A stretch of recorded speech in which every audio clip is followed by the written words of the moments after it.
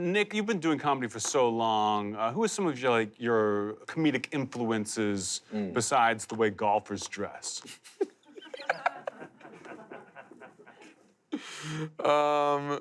Oh, you really wish I didn't have this button. Do you feel the button up to the top works I'm for the glad golfer you're doing joke? it so I don't have to. Yeah. But I know, we wrote this joke well in advance. Yes. Not knowing what you're going to be wearing. But you figured it would be somewhere in that vibe. I've never seen you not look like you could be carrying golf clubs. Really?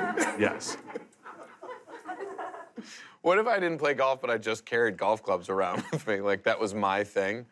You know, a big one especially for me and Andrew, when we were around this age, when we were around the 13, the boys in the show, we would watch Wayne's World basically like every day. The movie or the sketch on SNL? Originally the sketch and then the movie. Like I kind of know that. I'd say that might be the only movie that at one point I knew like every word to.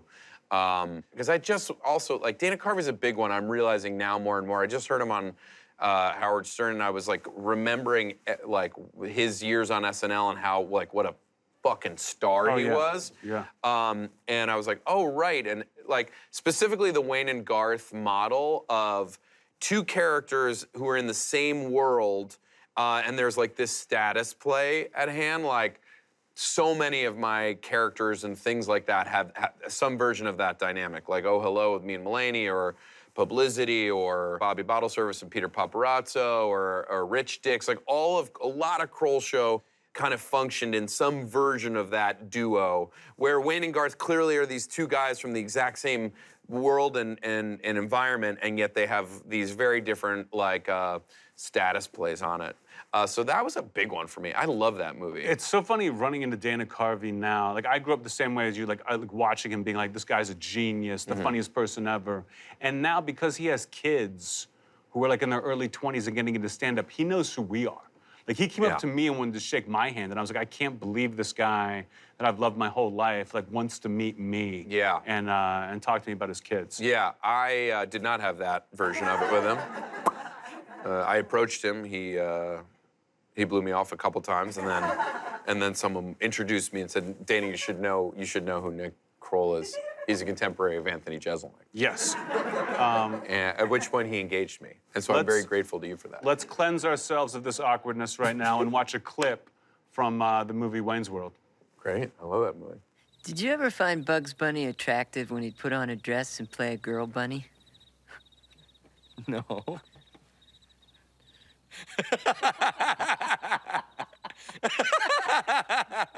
No. Neither did I.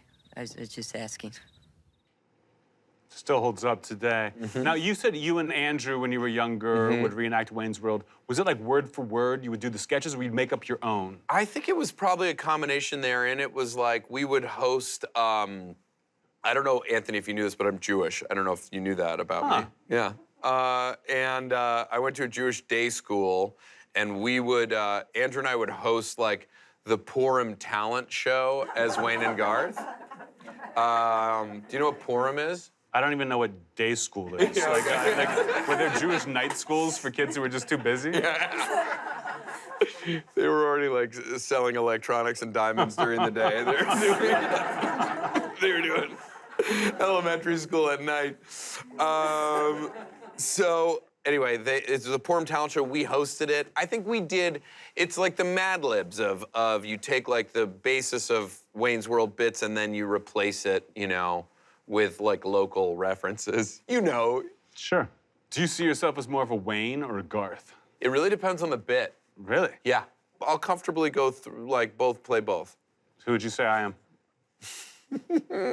I think you're a beta. I think you're a I'm Rob Lowe. You're Rob Lowe? Mm-hmm. How so? I hate both you guys, and I'm gonna do my best to steal Wayne's girlfriend. Yeah, Tia Carrera. Still getting it done.